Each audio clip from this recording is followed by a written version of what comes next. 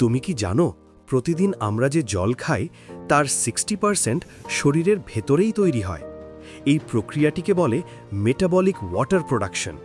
চলো জেনে নিই এই আশ্চর্যজনক প্রক্রিয়া কিভাবে কাজ করে। আমাদের শরীরে প্রতিদিন প্রায় 300 মিলি জল তৈরি হয় খাদ্য থেকে। এই জল তৈরি হয় যখন আমাদের শরীর খাদ্যকে ভেঙে শক্তি উৎপন্ন করে। ভাবো তো, তুমি যখন চকলেট খাও তার মধ্যে থাকা চর্বি ও কার্বোহাইড্রেট ভেঙে জল তৈরি হয়। এই মেটাবলিক জল তৈরি হয় 3টি প্রধান প্রক্রিয়ায়: গ্লাইকোলাইসিস, বিটা অক্সিডেশন এবং ক্রেবস সাইকেল।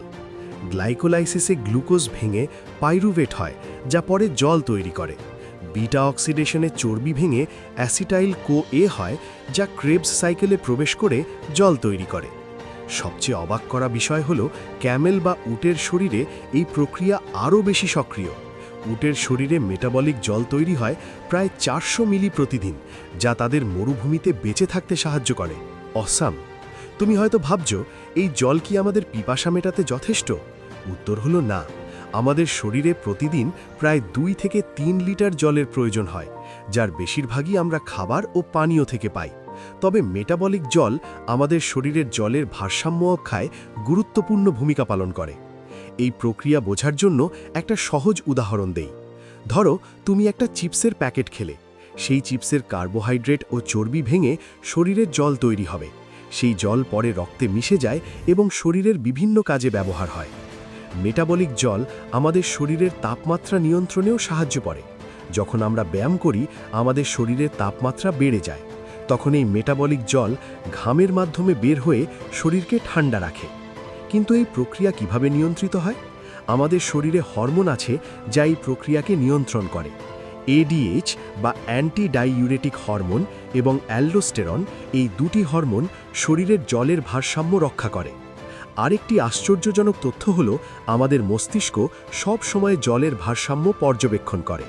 যখন শরীরে জলের অভাব হয়, তখন মস্তিষ্ক পিপাসার অনুভূতি তৈরি করে। এটা আমাদের শরীরকে জল পান করতে প্ররোচিত করে। তুমি হয়তো ভাবছো, তাহলে কি আমরা জল না খেয়েও বেঁচে থাকতে পারবো? উত্তর হলো না, কারণ মেটাবলিক জল শুধুমাত্র একটি অংশ পূরণ করে। বাকি জলের জন্য আমাদের অবশ্যই খাবার ও পানীয় গ্রহণ করতে হবে। এই প্রক্রিয়া বোঝার মাধ্যমে আমরা বুঝতে পারি আমাদের শরীর কতটা জটিল এবং স্মার্ট। প্রতিটি প্রক্রিয়া একে অপরের সাথে যুক্ত এবং আমাদের বেঁচে থাকার জন্য অপরিহার্য। এবার ভাবো তো, তুমি যদি একদিন বেশি ব্যায়াম করো, তাহলে তোমার শরীরে মেটাবলিক জলের পরিমাণ কেমন হবে? উত্তর হলো, এটি বেড়ে যাবে, কারণ বেশি ব্যায়াম করলে শরীরে বেশি শক্তি প্রয়োজন হয়, আর সেই শক্তি উৎপন্ন করতে বেশি জল তৈরি হয়। তাহলে বন্ধুরা, দেখলে তো আমাদের শরীরে কতটা আশ্চর্যজনক প্রক্রিয়া চলছে, যা আমরা জানিই না। মেটাবলিক জল প্রক্রিয়া তার মধ্যে একটি। এই প্রক্রিয়া বোঝার মাধ্যমে আমরা আমাদের শরীরকে আরও ভালোভাবে চিনতে পারব। এখন থেকে হয়তো তুমি জল খাওয়ার সময় ভাববে শরীরে কতটা জল তৈরি হচ্ছে, যা তুমি দেখতেই পাও না। এই চিন্তা তোমাকে আরও সচেতন করবে নিজের শরীরের প্রতি।